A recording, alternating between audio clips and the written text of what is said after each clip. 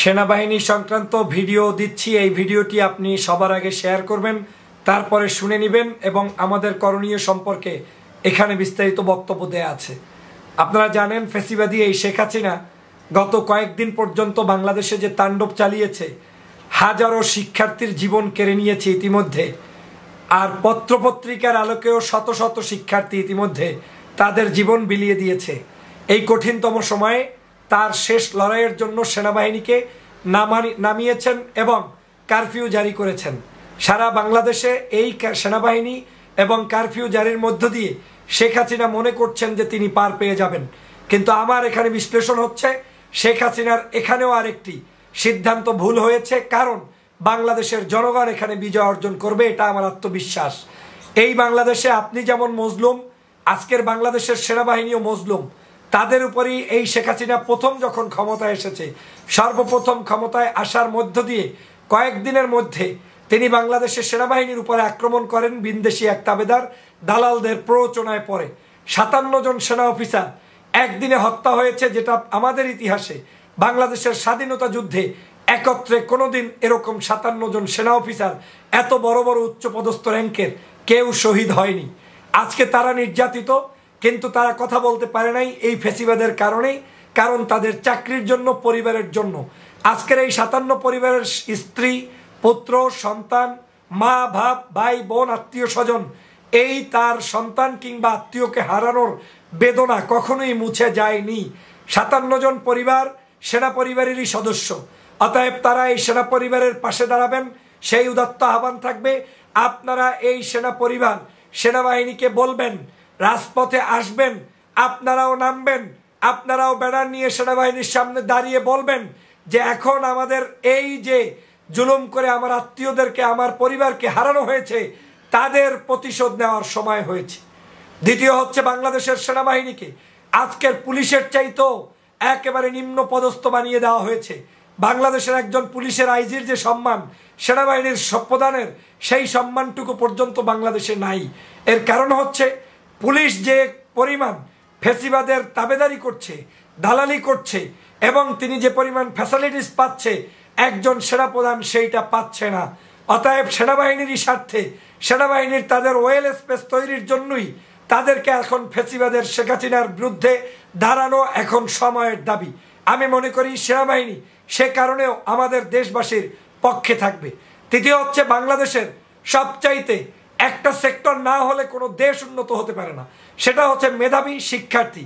বাংলাদেশের শিক্ষার্থীদের আন্দোলনের বিরুদ্ধে গিয়ে শিক্ষার্থীদেরকে হত্যা করে, নির্যাতন করে সেনাবাহিনী কখনোই তাদের নামের সাথে শিক্ষা বিরোধী এই কলঙ্ক যুক্ত করতে পারে না, এটা আমার বিশ্বাস। এতটুকু বিশ্বাস আমার আছে। অতএব শিক্ষার্থীদের বিরুদ্ধে কোনো সেনাবাহিনীর লোক দাঁড়াবেন না, তাদেরকে গুলি করবেন না, তাদের উপরে জুলুম করবেন না, হিতে বিপরীত হয়ে যাবে। বাংলাদেশের সমগ্র নাগরিক যেটা চায়, শিক্ষার্থীরা যেটা চায়, আপনারাও আপনাদের ট্যাঙ্ক, আপনাদের অস্ত্র, আপনাদের শক্তি জনতার কাতারে মিক্স করে তারপরে জনতার সিপাহী জনতার একটা বিপ্লব সংগঠিত করবেন, সেটা আমি প্রত্যাশা করি। চতুর্থত হচ্ছে, বাংলাদেশের মানুষ জানে দীর্ঘদিন পর্যন্ত ফ্যাসিবাদী শেখ হাসিনা ভোট ছাড়া নির্বাচন করছে। এদেশের সেনাবাহিনী ভালো করে জানে যে শেখ হাসিনাকে কেউ পছন্দ করে না। এদেশের 2% মানুষও তার সমর্থনে নাই। আর তা যে নাই, সেটা গত 2 দিনে আমাদের শিক্ষার্থীরা দেখিয়ে দিয়েছে। কোথায় আওয়ামী লীগের এমপি, কোথায় আওয়ামী লীগের চেয়ারম্যান, কোথায় আওয়ামী লীগের মেম্বার, কোথায় আওয়ামী লীগের নেতাকর্মী, সব এখন গর্তের মধ্যে লুকিয়ে গিয়েছে। কেন জানেন? শুধুমাত্র তাদের এই জাঙ্গা যে জাতির সামনে প্রকাশ পাবে, সেইটা যাতে না হয় তাতে ভয়ে ভীত হয়েছে। অনেকে দেশ ত্যাগ করেছে, অনেকে বিভিন্ন জায়গায় পলায়ন শুরু করেছে, অনেকে আমাদের মতো লোকদের সাথে যোগাযোগ রক্ষা করে আগামী দিনে ভালো থাকতে চাচ্ছে। অতএব আমি মনে করি এই ফ্যাসিবাদীর বিরুদ্ধে সেনাবাহিনী সকল তথ্য জানে, তারা দেশের মানুষের পক্ষে থাকবে। হ্যাঁ, সেনাবাহিনী চাইলেই সবসময় জনতার কাতারে দাঁড়াতে পারে না, সেনাবাহিনী চাইলেই সবসময় করতে যাবে না, কারণ তাহলে তার বিরুদ্ধে অনেক আইনগত জটিলতা থাকতে পারে। কিন্তু আজ কিন্তু সেনাবাহিনীর সুযোগ এসেছে। সেনাবাহিনী নিজে নামে নাই, সেনাবাহিনীকে নামানো হয়েছে কি জন্য? শান্তির জন্য। শান্তি যখন সেনাবাহিনী প্রতিষ্ঠা করতে ব্যর্থ হবে, তখনই তো তিনি জনতার কাতারের হয়ে জনগণকে নিয়ে শেখ হাসিনার দরবারে গিয়ে বলবে, এখন আপনি রিজাইন করেন, আমাদের হাতে আর কোনো কিছু নাই।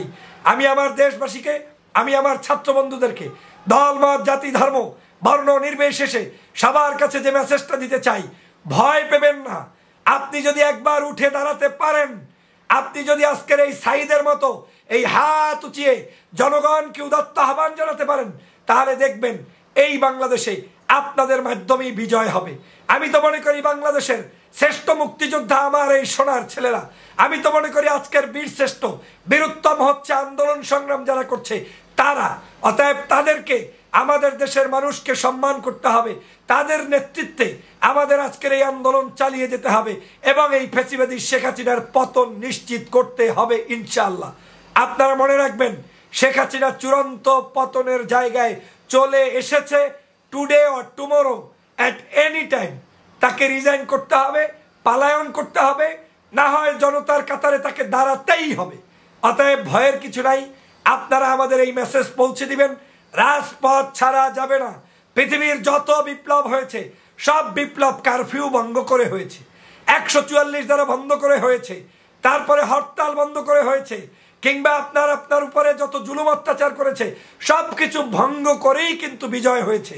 বাংলাদেশের স্বাধীনতা যুদ্ধ যখন হয়েছে তখনও কিন্তু পাকিস্তানিদের বিরুদ্ধে যুদ্ধ করেই হয়েছে। পাকিস্তান একটা আস্থা রাষ্ট্র ছিল, সেই আস্থা রাষ্ট্রের মধ্য থেকে একটা ভূখণ্ড আমরা স্বাধীনতা চাইলাম। আমরা তখন কিন্তু ওই দেশের রাষ্ট্রীয় ভাষায় রাষ্ট্রদ্রোহী ছিলাম, কিন্তু যখন যুদ্ধ করেছি, বিজয় অর্জন করেছি, তখন আমরা দেশপ্রেমিক হয়ে গেলাম। এটাই যুদ্ধের নিয়ম। অতএব আজকে যেই শেখ হাসিনা বলবে মিছিল করছো রাষ্ট্রদ্রোহিতার সামিল, অন্যায় করছো, অমুক করছো, তমুক করছো, এইসব শোনার সময় আমাদের নাই। আমরা শেখ হাসিনাকে গুনি না, আওয়ামী লীগকে গুনি না, ফেসিবাদকে গুনি না। আমাদের এই বুকের তাজা রক্ত দিয়ে শেখ হাসিনা আজকের বাংলাদেশকে কলঙ্কিত করেছে। শিক্ষার্থী 10 মাস 10 বছর থেকে শুরু করে আপনার বিশ্ববিদ্যালয় পর্যন্ত ছাত্রদের কারো বুক তার কাছে নিরাপদ নয়। তিনি সবাইকে গুলিবর্ষণ করেছে। অতএব সেনাবাহিনীর কাছেও আমার উদাত্ত আহ্বান থাকবে, আপনি সিপাহী জনতার বিপ্লব করবেন। আপনি শান্তির জন্য নেমেছেন, উই আর ওয়েলকাম ইউ। কিন্তু আপনি কখনোই আমার দেশের মেহনতি মানুষ, শিক্ষার্থী, তাদের বিরুদ্ধে অস্ত্র ধরবেন না। বাংলাদেশের যে যে প্রান্তে আছেন, এখন আর বসে থাকার সুযোগ নাই, আপনি আরাম করার সুযোগ নাই, আপনি বাসায় থাকার সুযোগ নাই। ওদের প্রত্যেকটি পাড়ায়, মহল্লায়, থানায়, টিভি সেন্টার, প্রত্যেকটি জায়গা, বাংলাদেশের সকল ইনস্টিটিউশন, সব কিছু রক্ষার দায়িত্ব আমাদের। আমরা রক্ষা করব। ফেসিবাদের দালালগুলোকে দেশ থেকে বিতাড়িত করব। ওদের সকল শক্তি খর্ব হয়ে গিয়েছে, শুধুমাত্র ভেষভূষা ধরে ক্ষমতায় টিকে আছে, যেটা সময়ের ব্যাপার। পতন ত্বরান্বিত। আমরাই বিজয় হব, ছাত্ররাই বিজয় হবে, বাংলাদেশের মানুষ বিজয় হবে। অতএব ভিডিও শেয়ার দিয়ে জনগণকে এই বক্তব্য পৌঁছে দিন। আপনিও নিজে বক্তব্য রাখুন, যার যেখান থেকে আছে যুদ্ধ ঝাঁপিয়ে পড়ুন, যুদ্ধ চালিয়ে যান। রেমিটেন্স পাঠাবেন না, বাংলাদেশে কোনো পয়সা পাঠাবেন না। মাইকে, মাদ্রাসা, মসজিদ, লিল্লা বোর্ডিং, এতিমখানা সব জায়গা থেকে জনগণকে নামার জন্য প্রচার করবেন। আলেম ওলামা, কওমি আলিয়া, হেফাজত, ছাত্র, শিক্ষক, সুদী, হিন্দু, মুসলিম, বৌদ্ধ, খ্রিস্টান, বিএনপি, জামাত, শিবির, ইসলামী আন্দোলন সবাই মিলে ঐক্যবদ্ধভাবে রাস্তায় থাকেন। শেখ হাসিনার পতন চোখের সামনে দেখতে পাচ্ছি, ইনশাআল্লাহ পতন হবে। সবাইকে ধন্যবাদ।